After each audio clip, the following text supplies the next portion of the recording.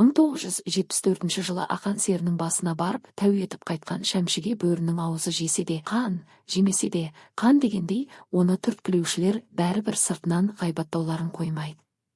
Дипломы жоқ болғандықтан оны ешқайда, еш жерге жұмысқа алмайды. Жазған әндері қаншама жақсы болғанымен, оларға да мін тағып, маңайлатпай қояды. Тұрмысы да ауырлап кетеді. Жаны нәзік, сезімтал адамға нақақтан нақақ сөз ести беру оңай ма? Шәмшінің жүрегі кеселге ұшырайды. Оның үстіне бұл өмірде жөнді жар құшпаған ол Алматыдан мүлдем жерейді. Енді не істеу керек? Қонақ бір қонса құт, екі қонса жұт дегендей, туған жері Шымкент жағына бара оларды да ығыр қылдым ба деп күдіктенген Шәмші іштей аласырып, абдырап жүрген шағында Жамбыл обкомының бірінші хатшысы Бектұрғанов Хасен жолыға кетеді. «О, Шәмші, халың қалай?» дейді ол. Бірде олай, бірде былай. «О, мынауың шалдар айтатын сөз ғой. Саған не болды, Шәмші?» Бұлақ басында отырып шөлдегенді, жетегінде аты болса да жаяу жүргендерді көрмеп пе едіңіз, Хасен аға?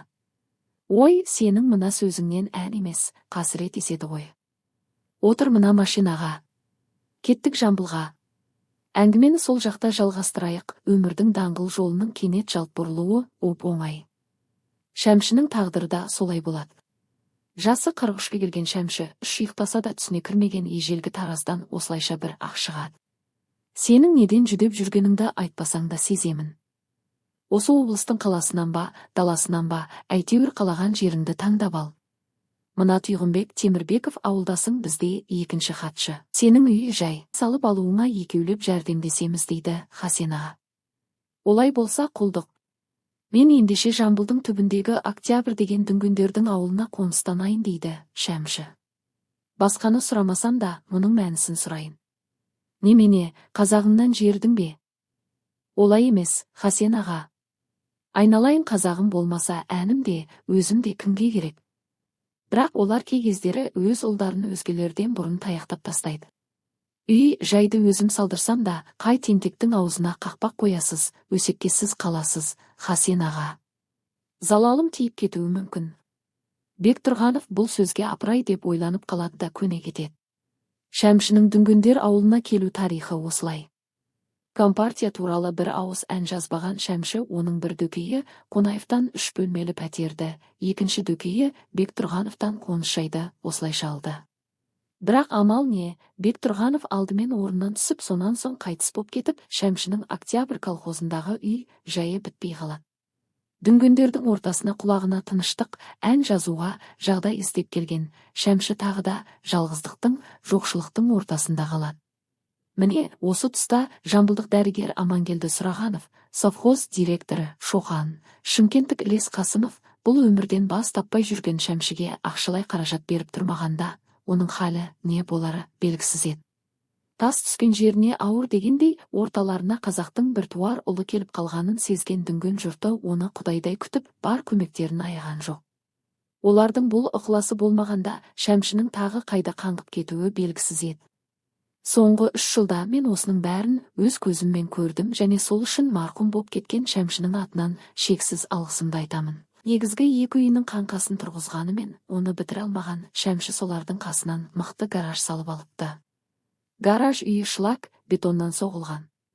Оны танкімен келіп кератпасаң, анау-мынау трактордың әлі келмейді. Ортадағы бөлмеде машинасы тұрады. Оң жақ қолда Шәмшінің өз бөлмесі, жатын үйі. Оған электрде өткізген, радиода орнатқан. Бір қабырғасын кітап қоятын стела жеткен. Шәмшінің өзі пайдаланатында, қонақтарға арнаған төсек орны да осы бөлмеде. Сол жақ қолда қонақтар бөлмесі. Мұнда ұзын үстел, оның екі жағы ұзын орындық. Ыдыс, аяқ, ас, ауқат сақтайтын жабдықтары да осында. Гараж бетон шлактан салынғандықтан бұл бөлме қыста жылы, жазда қоңыр салқын. Дала күйіп тұрғанда біз осында келіп, паш шіркін, рахаттанып жатушы едік. Шәмшінің бойдақ тұрмысқа әбден үйреніп алғандығы ғой. Гараж үйінде жуынып шайынатын, шай қайнатып, ішетін әжет нәрселердің бәрі бар тын. Арақ ішетін біреулер келіп қалар деп 4-5 литр спирт ұстайтын. Кепкен балық, тұздаған қазы арта, кәмпит, пешене, нан түр-түрімен тұратын. Батпақта киетін 3 керзі етік, жауынға деген 4 плаш, 3-4 бас киімі де бар еді. Ал ең қызығы, жалғыз машинасы үшін бензин сақтап қоятын 42 канистр, 8 доңғалақ, 3 маңдай әйнегі де бар болатын. Бірақ ол үйде шәмші торыққан кездері оның жүрегін жұбататын, шөлдеген кездері шөлін қандыратын жұмсақ алақан мен ыстық құшақ жоқ еді.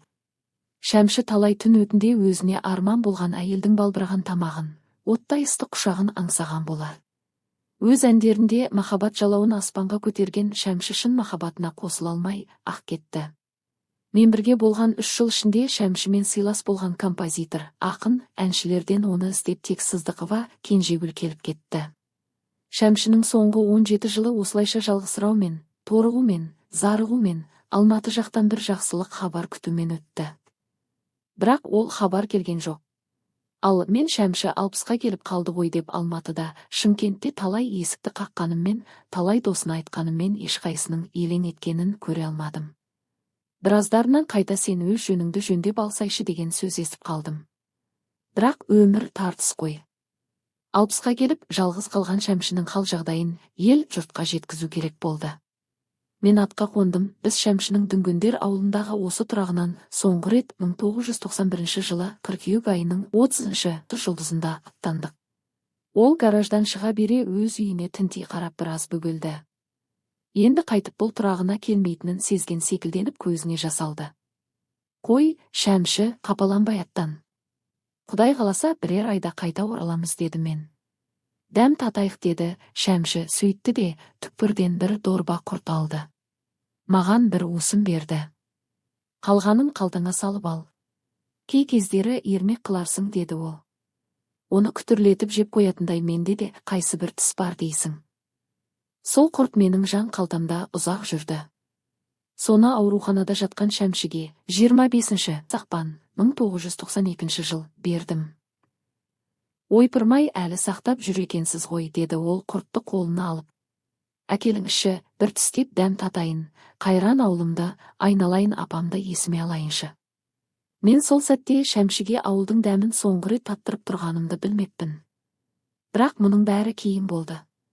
Ал қазір Шәмші гараж үйінен бірден аттанғысы келмей біраз бөгелді. Әр нәрсені сылтауратып үй жағына қарай берді. Көзі жасаурап тұтыға берді. Ореке, олай бұлай бола кетсем әжетіме жарар деп аздап жиған ақшам бар. Ол мына машинаның бір қуысында. Сол есіңізде болсын деді ол деміге сөйлеп. Қой, Шәмші, айтпа қайдағыны деді мен оған күш бергім келіп күшейе сөйлеп. Бірақ жүрек шіркін бір нәрсені сезді ау деймін, дір ете қалды. Шәмшінің соңғы тұрағынан біз осылай шаттандық. Қазір ойлап тұрсам, Шәмшінің мәңгілік көз жұмуына сол сәтте 149 күн қалған екен. Уа, оқушым, егер сен Жамбылдан Алматыға баратын тас жолмен жүре қалсаң, шаһардан шыға берістегі Дүнген ауылының бір шетінде, үлкен жолдың дәл езуінде тұрған бітпеген үйдің қаңқасын, оның қасындағы гаражды көресің. Сол гараждың бір бұрышында өз мекен жайын тіпті жақын достарына білдіруге де намыстанып 17 жыл өмір сүрген қазақтың атақты композиторын есіңе ал. Сен оның дархан талантына басыңды ий. Композитор деген дардай аты болмаса, бұл дүниеден көбіне көргені рахат емес, мехнат болған қазақтың аяулы азаматына сырттай болса да сәлем бер. Табиғат саған Шәмшінің талантын берсе де, тағдырын бермеуін тіле, уа досым. Арқалағаны алтын болса да, түйенің тамағы тікен деп атам қазақ қалай біліп айтқан, жамағат. 1990 жылы шілдеде Шәуілдірдің аудандық мәдениет үйінде сол мерейтой жиын өтіп жатқан еді. Шәмшіге залдағылардан көптеген сұрақтар түсті. Солардың біреуінде, Шәмші аға, шығармашылық жолыңызда сізді ренжіткендер болды ма депті біреу. Шәмші елең етті. Мұны сұраған кім екенін білгісі кеп залға қарап еді, белгілі біреуді көре алмады. Сонда да болса ойланып қалды. Осы бір ұзақ жолында кімдер ренжітті оны?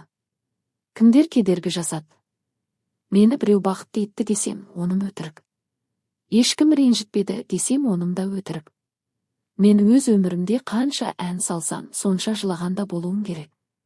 Солардың ішінен есімнен кетпейтіні, қазақ радиосын басқарған бір жігіт сіздер ұнатып айтатын арыз жағасында мен бақыт құшағындағыны қабылдатпай, сол әндердің бағын ықсы келгені.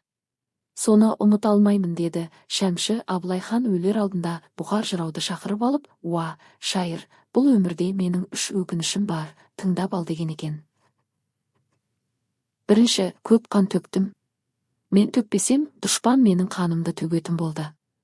Екінші, халқыма жердің емшегін еміз алмадым. Қалакен салғыз алмадым. Үшінші, елдің басы бірікпеді, тентегі, озбыры көп болды депті Абылай хан, деді Шәмші күрсініп. Абылайша 3 өкініш болғанда, ондай нәрсе менде болмаушы ма еді. Қызғаныштың құрбаны боп кетіп барамын. Сол өкініш. Сұрақ қаптап кетті. Шәмші аға, сіздің әндеріңізді жас та, кәрі де, бәрі де ұнатады. Олардың халық жүрегіне соншалықты жақын болуының себебі неге деп ойлайсыз? Депті біреу. Себебі біреу, ақ, маған жақын нәрсе халқымның жүрегі. Олар мені сондықтан түсінеді, Сұлтан Махмұд жақсылық көрсем де өзімнен, жамандық көрсем де өзімнен деген. Мен өз әнімнің мықты болуын ойландым, деді Шәмші. Менің әндерімнің болашағы халқымның тағдырына байланысты. Халқым барда, менің әндерім де бар, деді Шәмші Шәмшіға. Өзіңіздің ең жақсы көретін әніңізді орындап берсеңіз, депті біреу. Шәмші орнынан тұрды да хорланды шырқай жөнелді. Көз алдына сұлу қыздың мұңайғандай болған кескіні келді. Сонан соң ауыр ойланып көзі бұлдырап кеткен Шәмші ұзақ отырып қалды.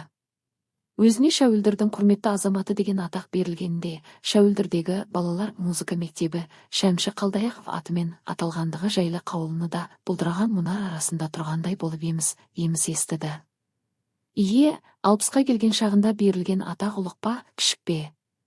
Сен бұл атаққа бұдан 30 жыл бұрын зәру едің. Ол кезде оны саған бермеді. Арада 30 жыл өткен соң, 30 жыл бұрынғы әндерің үшін сен оны бүгін ғана алып отырсың. Дұрыс па, бұрыс па осы? Сен оған қуанасың ба, айтшы, Шәмші.